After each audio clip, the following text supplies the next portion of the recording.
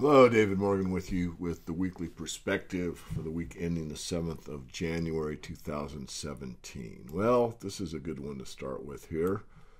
Global debt hits 325% of world GDP. And this is a record 217 trillion. As myself and many others in our industry have talked about time and time again, this is the debt bomb that we covered in the Silver Manifesto. Basically, there's really no way to pay this back. If you owe 3.25 times what you're capable of producing, it's impossible. So you're either going to default on the debt or inflate it away. In all of recorded history, when there was a non-backed, unsound money system, it was always inflated away. Something to bear in mind.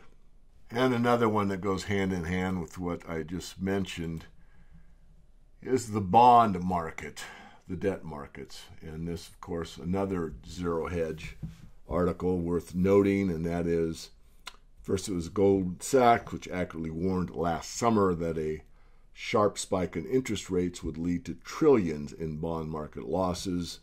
I was called out on that by somebody. It's not a loss until you take it. Okay, fine.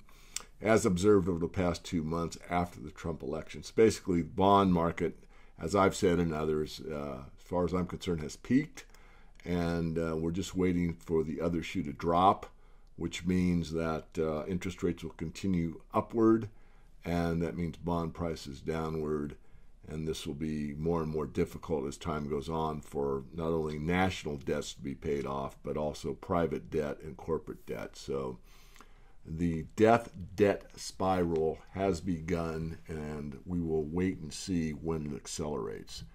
And some are stating it will accelerate sooner than many think. So definitely keep your eye on the debt markets. And another article that's worth noting is from my friends at Sprott Money. This is from Craig, TF, as many of us know him as. Great article here talking about 42 years of financial alchemy, which talks about the gold markets. And one thing he notes here is on the second page, and it's highlighted here, but to the dealers' expectations will be the formation of a sizable gold futures market. Each of the dealers expressed the belief that the futures market would be a significant proportion and physical trading would be minuscule by comparison. Also expressed was the expectation that large volume future dealings would create a highly volatile market.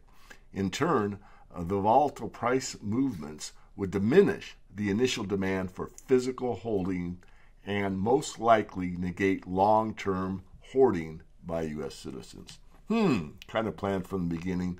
Certainly these people know what they're doing. I'm not going to read the whole article. Again, this is from Sprott Money. TF did it. Craig Hemke's his actual name. And I definitely, for all the gold bugs that follow my work out there, suggest you not only read this article, maybe you make a hard copy of it for your files for later on. So I've talked about the big picture with the debt bomb, the bond market, gold, and now I've got to come into the currency markets or the cash markets. This one I just had to bring up because this article just blows my mind from Bloomberg. India's cash woes are just beginning. Give me 50 days, India's Prime Minister Modi asked citizens after he canceled 86% of the country's currency notes. After December 30th, if Indians saw his decision as flawed, he promised to suffer any punishment, end quote. But he said confidently, if they could bear 50 days of disruption, they would have the India of their dreams. And I want to pause there. The India of their dreams or the India of the bankers' dreams? I think that is something we need to contemplate. So this experiment continues on. Is this a trial balloon for how it's going to proceed in other nation states?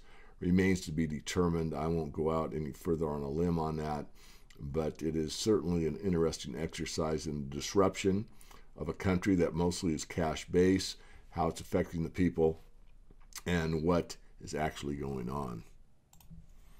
On to some political news here. Russian hacking report, all hat, no cattle, a very well-known expression out in the western states. Basically, Counterpunch details some of the situation that's going on here with this Russian hacking. What's very interesting, the Washington Post actually did a retraction stating that what they had done previously, reporting about the hacking, was disingenuous, to put it in polite terms. But yet the effect that they wanted to achieve was already achieved, and then they retracted, and they did it in a rather blind manner, meaning that some of it was buried deep within the Washington Post's massive amount of pages. Anyway, I'm going to stop there. I do want to point out one more thing. For those that are so inclined to look at some very interesting speculations, it's been a long time since we had 3 in a row, so one of our domains name is silverspeculator.com. That is silverspeculator.com, one word. If you go there, it's a 5-minute video you can watch. We have 3 of our top speculations.